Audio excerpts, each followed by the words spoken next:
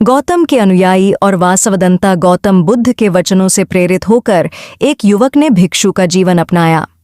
वह भिक्षा के लिए नगर में निकला, जहां उसे 3 घरों से भिक्षा लेनी थी। बुद्ध के अधिकांश शिष्य युवा थे और यह भिक्षु भी युवा, बलिष्ठ और रूपवान था। उसके यौवन में एक अद्भुत आकर्षण था और उसका मन ईश्वरीय ऊर्जा से परिपूर्ण था। जिसका शरीर और मन दोनों ही सुंदर होते हैं, वह ईश्वर के अत्यंत समीप होता है। एक घर के समक्ष खड़े होकर उसने भिक्षा की याचना की। वह घर वासवदंता नामक एक नारी का था, जो वेश्यावृत्ति करती थी।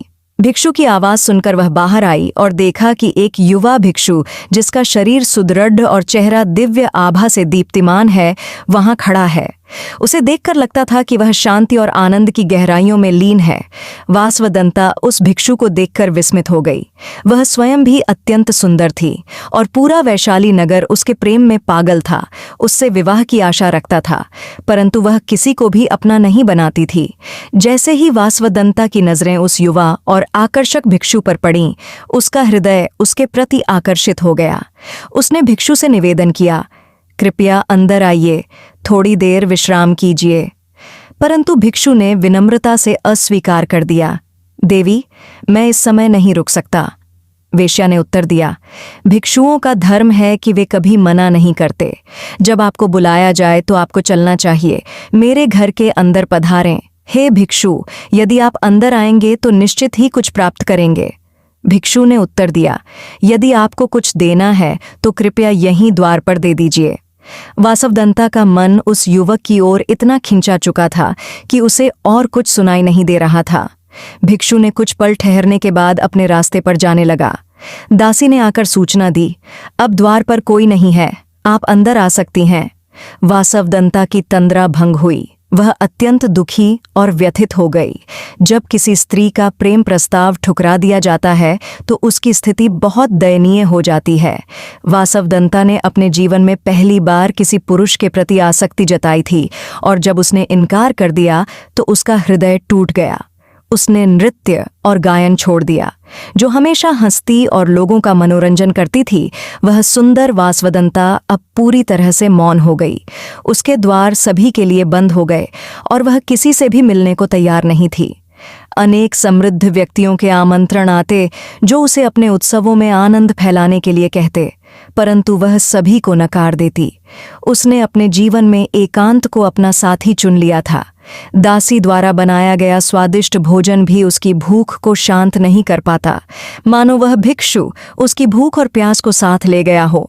वासवदंता को दिन रात उस भिक्षु की याद सताती। वह दिनों दिन कमजोर होती गई और अस्वस्थ रहने लगी।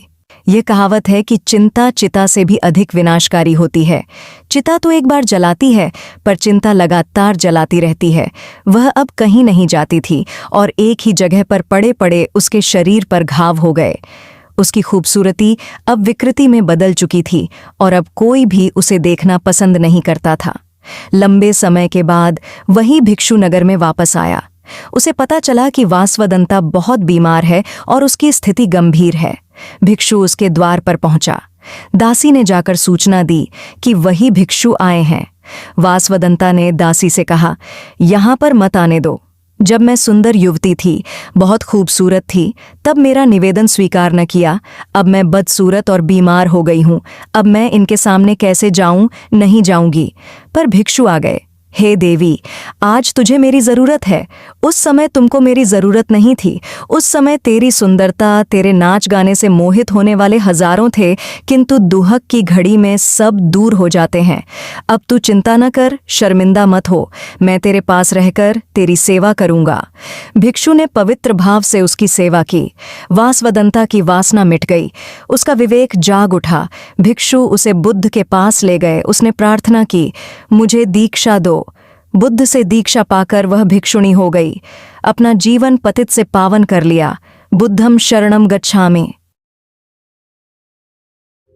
दोस्तों, किसी ने सही कहा है कि आवाज ऊंची हो तो कुछ लोग सुनते हैं, लेकिन अगर बात ऊंची हो तो बहुत सारे लोग सुनते हैं। नमस्कार दोस्तों, एक छोटी सी कहानी। ये कहानी एक लड़के की 24 साल का लड़का जो सेठ के यहाँ पर नौकरी करता था। उसके माँ बाप इस दुनिया में नहीं थे। जिंदगी बड़ी परेशानी में चल रही थी। वो जाता था, रोजाना पैसे कमा करके घर आता था, खाना बनाता था, खाता था, सो जाता था। एक दिन उसने देखा कि एक बूढ़ा फकीर अपनी पीठ पर 3 ठेले लेके एक शहर से दूसरे शहर की ओर जा रहा था। वह काफी बूढ़े भी थे और काफी देर से वह यूं ही सफर कर रहे थे और आखिरकार कुछ दूर और सफर करने के बाद वह चलते चलते थक कर एक पेड़ के नीचे बैठ गए। तभी उनकी नजर एक नौजवान युवक पर पड़ी जो उसी रास्ते से जा रहा था और वह भी उसी दिशा में जा रहा था जिस दिशा में उन बूढ़े फकीर को जाना था। तभी वह लड़का उन बूढ़े फकीर के पास से होकर गुजरा। इस पर वह फकीर उस लड़के से कहते हैं, सुनो बेटा, क्या तुम मेरी थोड़ी सी मदद कर सकते हो? ये ठेला बहुत भारी है और मैं बूढ़ा हो चुका हूं। मैं ज्यादा समय तक इनका बोझ नहीं उठा सकता और मैं बहुत थक भी चुका हूं। तो क्यों ना तुम मेरे एक ठेले को ले लो और मुझे उस दूसरे गांव तक पहुंचा दो। इसके बदले में मैं तुम्हें 3 स्वर्ण मुद्राएं दूंगा। वह लड़का उन फकीर की सारी बातें सुनता है और उन फकीर से कहता है, कोई बात नहीं बाबा, मैं आपकी मदद करने के लिए तैयार हूं। कहिए आपको कहां जाना है? ऐसा कहकर उस लड़के ने उन फकीर का एक ठेला उठा लिया और अपने कंधे पर ले लिया। तभी उस जवान लड़के को यह एहसास हुआ कि यह ठेला तो सचमुच बहुत भारी है। वह लड़का और फकीर दोनों रास्ते में आगे की ओर बढ़ चले। कुछ दूर आगे चलने के बाद देखते ही देखते वह गांव खत्म होने लगा और अब एक सुनसान रास्ता आगे की ओर जा रहा था। वे दोनों अपने मार्ग में मस्त होकर आगे की ओर बढ़ रहे थे। जब भीड़ से पूरी तरह से अलग हो गए तो वह लड़का उन फकीर से कहता है, बाबा, इस ठेले में आखिर ऐसा क्या रखा है जो ये ठेला इतनी वजन है? इस पर वह फकीर आदमी उस लड़के को जवाब देते हुए कहते हैं, कुछ नहीं बेटा, बस इसमें तांबे के कुछ सिक्के भरे हुए हैं, इसी कारण ये ठेले में बहुत वजन है। उन फकीर की यह बात सुनकर वह लड़का मन ही मन सोचने लगा, लगता है ये बाबा जरूर कोई व्यापारी है, तभी तो इतने सारे तांबे के सिक्के लेकर चल रहे हैं। और फिर तभी उसके मन में एक ख्याल आया कि मुझे क्या करना है। मुझे तो खाली यह ठेला दूसरे गांव तक पहुंचा है, बस इतना ही। जैसे ही उसके मन में यह ख्याल आया, उसने तांबे के सिक्कों का वह ख्याल मन से निकाल दिया और अपनी धुन में मस्त होकर वह आगे की ओर चलने लगा। चलते चलते कुछ और समय बीता और वे दोनों एक नदी के किनारे जा पहुंचे। वह लड़का हट्टा कट्टा था और काफी चुस्त और तंदुरुस्त भी था, इसलिए वह बिना सोचे समझे उस नदी में उतर जाता है, किंतु वह फकीर अब भी किनारे पर ही खड़े थे। इस पर वह लड़का उन फकीर से कहता है, क्या हुआ बाबा, चलिए आइए, हमें यह नदी पार करनी होगी, तभी तो हम उस गांव तक पहुंच पाएंगे। इस पर वह फकीर उस लड़के से कहते हैं, मैं जानता हूं बेटा कि हमें यह नदी पार करनी ही होगी, लेकिन जैसा कि तुम जानते हो मैं अब बूढ़ा हो चुका हूं और 2-2 ठेले लेकर मैं यह नदी पार नहीं कर सकता। कहीं मेरा पांव फिसल गया तो क्या होगा? क्या तुम मेरी एक और गठरी ले सकते हो? मैं तुम्हें इसके बदले भी 3 स्वर्ण मुद्राएं दूंगा। इस पर वह लड़का मुस्कुराते हुए उन फकीर से कहता है, बाबा, आप मुझे शर्मिंदा कर रहे हैं। यदि आप मुझे स्वर्ण मुद्राएं ना भी दें तो भी मैं आपका कार्य अवश्य करूंगा। मैं आपको उस दूसरे गांव तक जरूर पहुंचाऊंगा। इस पर वो फकीर मुस्कुराते हुए उस लड़के से कहते हैं, बेटा, तुम तो बड़े ही भले इंसान लगते हो। इतना कहकर उन्होंने वह दूसरी गठरी भी उस लड़के को थमा दी। उस लड़के ने जब वह दूसरी गठरी अपने कंधे पर रखी तो वह गठरी भी उसे बहुत ज्यादा भारी लगी, लेकिन उसने वहां पर कुछ नहीं कहा। जैसे तैसे उन दोनों ने नदी पार की। नदी पार करने के बाद बातों बातों में ही उस लड़के ने उन फकीर से कहा, बाबा, आखिर इस दूसरी गठरी में क्या है? ये गठरी भी बहुत वजन है। इस पर वह फकीर उस लड़के को जवाब देते हुए कहते हैं, बेटा, इसमें चांदी के सिक्के हैं, इसी कारण यह गठरी भी बहुत वजन है। उन फकीर की यह सारी बातें सुनकर अब उस लड़के का दिमाग तेजी से काम करने लगा था। वह यह सोच रहा था कि एक ठेले में तांबे के सिक्के हैं और दूसरी में चांदी के। ऐसा प्रतीत होता है मानो यह फकीर बाबा कहीं दूर से आ रहे हैं और उन्होंने अपनी सारी जमीन जायदाद बेचकर ये सारे सिक्के इकट्ठे किए हैं, तभी तो वह इतना धन लेकर चल रहे हैं। लेकिन वह लड़का उन फकीर से कुछ नहीं कहता और वे दोनों चुपचाप मार्ग में आगे की ओर बढ़ते चले जाते हैं। कुछ दूर आगे बढ़ने के बाद एक बार फिर एक सुनसान राह आती है। उस सुनसान रास्ते को देखते ही उस लड़के के मन में तरह तरह के विचार उत्पन्न होने लगे। वह यह सोचने लगा, अरे यह तो सुनसान जगह है। अगर मैं यह सिक्के लेकर यहां से भाग जाऊं तो यह फकीर मुझे कब तक दौड़ाएंगे। मुझे नहीं लगता कि मुझे कभी पकड़ पाएंगे और यहां पर कोई है भी नहीं जो इनकी मदद कर पाए। और वैसे भी ये बहुत सारे सिक्के हैं, मैं इनसे एक अच्छी दुकान खरीद सकता हूं, अपना नया व्यापार शुरू कर सकता हूं। और वैसे भी ये बूढ़ा फकीर अब इन पैसों का क्या करेगा, इससे अच्छा तो मैं ही इन्हें रख लेता हूं। वह लड़का यह सब बारे में सोच ही रहा था, तभी अचानक उसे खुद पर आश्चर्य हुआ। अरे मैं यह क्या सोच रहा हूं, यह फकीर बाबा न जाने कहां से आ रहे हैं और क्या खोज करके इन्होंने इतने सारे पैसे इकट्ठा किए होंगे। मुझे इनका फायदा नहीं उठाना चाहिए। नहीं नहीं, मुझे ऐसा नहीं करना चाहिए। उसने कुछ देर के लिए तो अपने मन के विचारों को काबू कर लिया, लेकिन कुछ देर बाद उसके मन के विचार उस पर देखते ही देखते हावी होने लगे।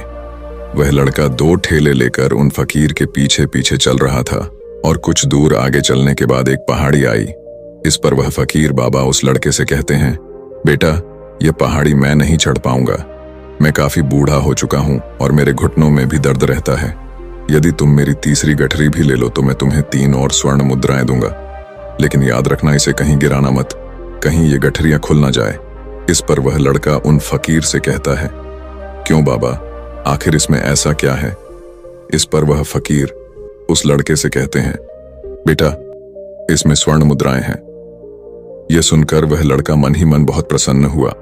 उसने चुपचाप वह गठरी भी उन फकीर से ले ली और देखते ही देखते वे दोनों मार्ग में आगे की ओर बढ़ने लगे। अब वह फकीर बिना कोई वजन लिए हुए आराम से पहाड़ की चढ़ाई पर चढ़ रहे थे, किंतु वह नौजवान लड़का जो पीछे था वह वजन के कारण बहुत धीरे धीरे चल पा रहा था। लेकिन जब से उसने सोने का नाम सुना था उसका मन तो छलांग मार रहा था। वह मन ही मन सोच रहा था, अगर मुझे यह सारा धन मिल जाए तो मेरा पूरा जीवन तो आराम से कट जाएगा। वैसे भी यह बाबा तो बूढ़े हो चुके हैं, भला इन्हें इतने पैसों की क्या जरूरत है, इनका जीवन तो वैसे भी कट चुका है। मैं एक काम करता हूं, यह सारे पैसे लेकर यहां से भाग जाता हूं। लड़के के मन में अनगिनत विचार उठ रहे थे। लड़के का मन अब उसकी बुद्धि पर पूरी तरह से हावी हो चुका था और उस लड़के का मन अपनी बात को सही साबित करने के लिए उससे कुछ भी कह रहा था। और तभी उस लड़के के मन में एक और विचार उत्पन्न हुआ और अब की बार वह लड़का यह सोच रहा था, लगता है यह फकीर बाबा कोई चोर है, वरना इनके पास इतनी सारे स्वर्ण मुद्राएं कहां से आएंगे। अगर ये कोई व्यापारी होते तो भला ये इस तरह से पैदल यात्रा तो नहीं करते, और अगर इनके पास इतने सारे पैसे थे तो ये कोई ना कोई साधन भी तो अवश्य कर सकते थे। लगता है ये कोई चोर है और चोर से चोरी करने में भला क्या बुराई है।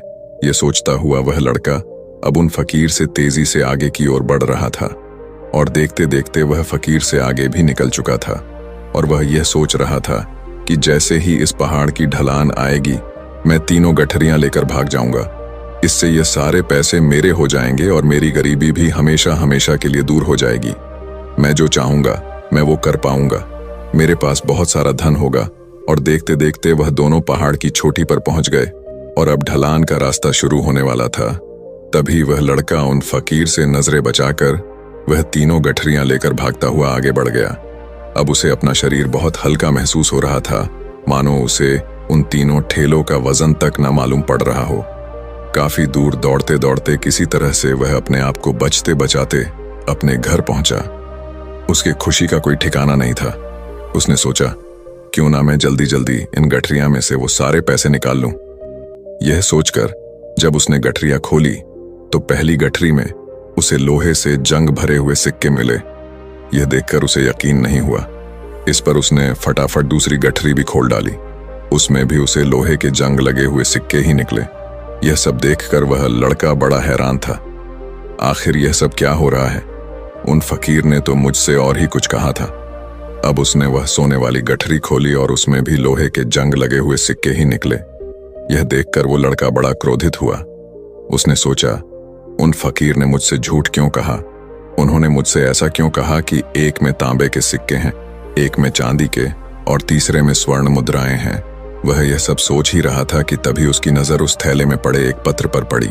उसने वह पत्र उठाया और उस पत्र में लिखा था, यह पूरा नाटक ईमानदार व्यक्ति की खोज करने के लिए रचा गया है।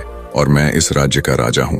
मेरी कोई संतान नहीं और इसीलिए मैंने यह षड्यंत्र रचा है ताकि मैं अपने राज्य में किसी एक ऐसे ईमानदार व्यक्ति की खोज कर सकूं जो मेरे बाद इस राज्य का राजा बन सके और इस राज्य भार को संभाल सके। और इस राज्य का भार वही संभाल सकता है जो पूरी तरह से ईमानदार हो, जिसके मन में किसी प्रकार का कोई लालच ना हो। इतना पढ़ते ही वह लड़का जोर जोर से चिल्लाने लगा। वह सर पकड़कर बैठ गया।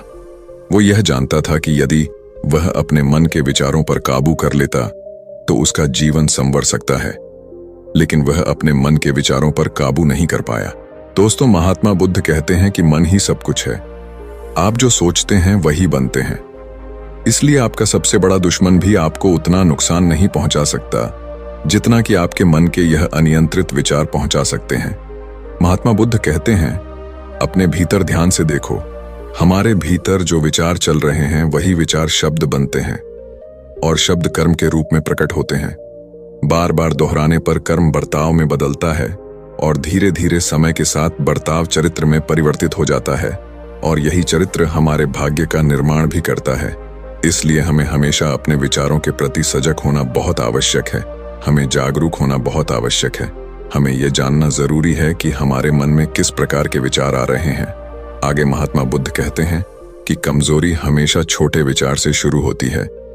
यह एक बीज के रूप में होती है और यदि इस बीज को नष्ट न किया जाए तो यह छोटा सा विचार बहुत जल्द ही एक विशाल वृक्ष का रूप ले लेता है और हमारी बुद्धि की सोचने और समझने की क्षमता को पूरी तरह से नष्ट कर देता है। जिस प्रकार आपने इस कहानी में देखा किस प्रकार उस जवान लड़के का मन उस पर हावी हो चुका था और उसकी सही और गलत सोचने की क्षमता पूरी तरह से नष्ट हो चुकी थी, जिस कारण वह यह समझ नहीं पाया कि उसे क्या करना चाहिए। और उसके लालच ने उसके भीतर इतनी ऊर्जा भर दी कि वह तीनों ठेले उठाकर इतनी तेजी से वहां से भागता आगे भी बढ़ गया। इसीलिए जब आपके मन में पहली बार कोई गलत विचार उत्पन्न हो तभी उसे जड़ से उखाड़ देना चाहिए, अन्यथा वह विशाल वृक्ष का रूप लेगा और आपको किसी न किसी गलत राह पर वह ढकेल ही देगा। आप चाहकर भी उसे रोक नहीं पाएंगे। लेकिन अब आपके मन में यह प्रश्न उठ रहा होगा कि हम भला अपने मन के विचारों को कैसे नियंत्रित करें। हमारा मन तो इतना चंचल है, वह इतना शक्तिशाली है कि वह हम पर हावी हो ही जाता है। हम चाहकर भी उस पर नियंत्रण नहीं कर पाते। इसका जवाब में महात्मा बुद्ध हमें दो बातें समझाते हैं। पहली बात, सही इरादा विकसित करो। कई बार आपने देखा होगा कि आपके मन में कुछ और होता है किंतु आप कहते कुछ और है, क्योंकि आपके मन के भीतर जो कुछ बसा है वही आपके मुख से बाहर भी निकल रहा है। लेकिन जब हमसे वह गलती हो जाती है तो उसके बाद हमारा मस्तिष्क अच्छी तरह से काम करना शुरू कर देता है। हमारे सोचने और समझने की क्षमता एक बार फिर से जागृत हो जाती है और ऐसी अवस्था में हमें यह एहसास होता है कि हमसे गलती हो गई है और फिर हमारा मन दुखी हो जाता है। हमारा मन अफसोस से भर जाता है और इस भारीपन और दुख से बचने के लिए महात्मा बुद्ध हमें सही इरादा विकसित करने के लिए कहते हैं। इसके लिए जब भी आप कोई कार्य करने जा रहे हो तो सबसे पहले आपको यह खुद से पूछना चाहिए कि जो कुछ भी मैं करने जा रहा हूं इसके पीछे मेरा इरादा क्या है। क्या मैं दूसरों को दुख पहुंचाना चाहता हूं या दूसरों को नीचा दिखाने जा रहा हूं या मुझे खुद को ऊपर उठाना है। खुद से सवाल कीजिए, खुद को जागृत कीजिए। जब आप इरादों के प्रति सचेत होने लगेंगे, जब आप विचारों के प्रति सजग होने लगेंगे, तभी आपके भीतर सकारात्मक ऊर्जा का प्रवाह होगा। तभी आप सकारात्मक इरादों से जुड़ने लगेंगे और आपके मन के भीतर बसी हुई वह नकारात्मक ऊर्जा और नकारात्मक इरादे दिन ब दिन कम होने लगेंगे। परंतु याद रहे, आपको यह हर रोज करना होगा और आपको यह हमेशा ध्यान रखना होगा कि आपको केवल अच्छा सोचना है। आपके इरादे हमेशा अच्छे होने चाहिए, तभी आप दुख और तकलीफों से बच सकते हैं। अन्यथा आप इसी तरह से दुख और तकलीफों में घिरे ही रहेंगे और आप कभी इससे निकल नहीं पाएंगे। दूसरी बात, मन के प्रति सजगता विकसित करो, जिससे आपका मन देखते देखते शांत होगा और आपके मन के भीतर बसी हुई वह नकारात्मक ऊर्जा, नकारात्मक विचार खत्म होने लगेंगे और आप शांति की ओर आगे बढ़ेंगे। और आपको इसके लिए बस इतना ही करना है कि इस पल में जो कुछ भी हो रहा है, आपकी आंखों के सामने आपके भीतर जो कुछ भी जैसा भी चल रहा है, बस उसे देखते रहना है। अपने मन के अच्छे बुरे विचार, अपनी भावनाएं और अपनी यादों पर बिना प्रतिक्रिया दिए उन्हें केवल देखते रहना है, जिससे आपके मन के सारे विचार देखते ही देखते खत्म होने लगेंगे। आपका मन खाली होने लगेगा और आप नकारात्मक विचारों से न सोच से बच सकते हैं और आप इन दुख और तकलीफों से भी दूर रह सकते हैं। इसीलिए महात्मा बुद्ध कहते हैं, जो स्वयं को देखता है वही सबसे बड़ा तपस्वी है। अर्थात जो अपने मन में चल रहे उन विचारों को बिना प्रतिक्रिया दिए हुए केवल देखता है और उन पर कोई भी प्रतिक्रिया नहीं करता, बस उन्हें देखता और समझता है, वास्तविकता में वही मन पर नियंत्रण भी कर सकता है और वही अपना जीवन सुखी और खुशहाली तौर पर जी सकता है। इसलिए यदि आप भी अपने जीवन को सुखी और खुशहाल बनाना चाहते हैं तो आपको सबसे पहले अपने मन पर नियंत्रण साधना ही होगा, अपने मन को खाली करना ही होगा, अपने मन के विचारों के प्रति आपको सजग होना ही होगा। दोस्तों, उम्मीद है कि आपने आज की इस वीडियो से जरूर कुछ ना कुछ सीखा होगा। अगर आपको ये कहानी अच्छी लगी हो तो इस वीडियो को लाइक करें और हमारे चैनल मोटिवेशन बुद्धा को सब्सक्राइब करें। हम मिलते हैं अगली वीडियो में। धन्यवाद।